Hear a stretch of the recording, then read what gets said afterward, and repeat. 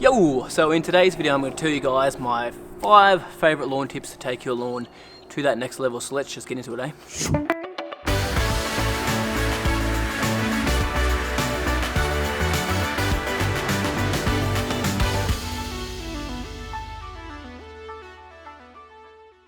Yo mate, what up? Welcome to another lawn tip vid. So today I'm going to be giving you guys my top 5 favourite tips to look after your lawn. Now there's heaps more stuff you can do to your lawn to make it look good. These are just the top 5 that I've selected today. I might add a couple of extra ones in the end, maybe, we'll see how we go. But yeah, let's just talk about my favourite 5 ways to get your lawn looking absolutely mint. Alright, so this is tip number 1. So tip number 1 is probably the most important tip of all, is mowing your lawn properly and regularly. So basically what you need to do when you mow your lawn is you don't let it get really long and then just chop it off down lower at the plant, because that is actually called scalping, which is why when you leave your lawn for a couple of weeks and then you cut it after you haven't cut it for a while, you find it gets a nice yellow tinge to it. That's because you're actually cutting into the crown of the plant, which is beyond where the leaf blade actually grows there, down more at the base of the plant. So basically what you want to do is only cut off 1/3 of the leaf every time that you cut. So whether that be mowing once a week, depending on your grass type, mowing 2 or 3 times a week, will depend on how often you have to mow. It just depends on your grass type. But also if you're cutting lower, you're gonna have to cut a lot more often. If you're cutting a bit taller, you can probably get away with once every 1 to 2 weeks as well. But make sure you're cutting properly and only cutting off that 1/3 of a leaf. Now next tip is make sure you water your lawn properly. So to water your lawn, depends on what grass type you have. So you got to find out what grass you have first, but if you have warm season grass, you only have to water your lawn about 1/2 inch a week, depending on the season. If it's a bit colder, you cut it back a bit. If it's a bit warmer, you can bump it up a little bit, but generally 1/2 inch. Now the best way to measure that is to actually get a tuna can. You can chuck it in the middle of your yard, wherever you want, where the sprinklers hit the most, and see how long it takes. You know, get water for 10 minutes and measure how much it actually fills up that can. So measure it with a tape measure just from the bottom of it, and that will tell you how much water you actually get in that area of your lawn. It's always best to put in a couple of areas because sprinklers don't always distribute the water properly and evenly, so do that, but use a tuna can. Tuna can test is sweet. If you've got cool season grass, 1.5 inches a week, so you need quite a bit more if you are having cool season grass. That's because, you know, in warmer temperatures it just struggles a bit more, hence why it's called cool season grass. Now sometimes warm season grass does need 1 inch a week, as I said, but generally you get away with it. You can generally have quite a lot less, which why in Australia warm season grass is just so much more popular than cool season grass. I've got a cool season lawn, and I'll explain to you on the next tip how I'm going to deal with the hot temperatures we get here in Australia. Alrighty, so this is a huge one for us here in Australia. You need to get yourself a wetting agent. So a wetting agent is basically going to help retain some moisture in your soil. And man, I'll tell you what, we need it here in Australia. Even you guys in the States and Canada and over in England at the moment, they're having those dry spells. Wetting agent is really going to help you stop using so much water in your lawn. Especially if you've got sandy soils like the guys over in Perth as well. It's really going to help retain that moisture in your soil there.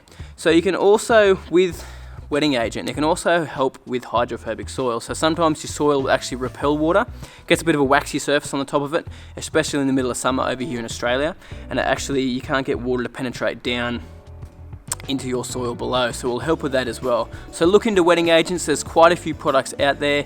I currently use some Hydraulic Advance from Globe Australia. You can also get a product called Viagra from Lawn Pride, there we go, I got it. And then you can also get something called Nature's Soil Wetter from Plant Doctor as well. So check all those guys out. There's heaps of other wetting agents out there as well. I'm not going to list them all because I could go on for ages. But yeah, finding a wetting agent that works for you, and you know, it's going to make a huge difference, especially in this drought that's coming up in Australia at the moment. You really want to be water cautious and make sure you save water where you can. Alrighty, next tip, which is tip number 4, is using the right fertilizers. So what I recommend for you guys is make sure you use a slow release fertilizer. So we're going to go with the granular one. Now we can use liquid fertilizers as well alongside our granular fertilizers. I did a video on that last week, so check it out up above. I definitely recommend getting on the right fertilizer program though. So a slow release is really going to be the best bet for you, because you know it's going to be best for your soil health, and it's also going to feed your lawn for a lot longer. You don't want to be kicking heaps of nitrogen into your lawn really quickly, because it really just stresses the plant out and actually stresses it out to an extent that it actually makes it dry, and it can actually shrink up the roots of your actual plant as well. So use a slow release fertilizer. Now there's heaps again out on the market. I'm currently using Anderson's Nutri-DG, that's what I use at the moment. Some other stuff like Inoculate, which you can get from Growing Solutions as well. I mean, there's so many fertilizers out there, I could go on for ages. Lawn Pride has one called Sportflex, and also Plant Doctor has one called Champion.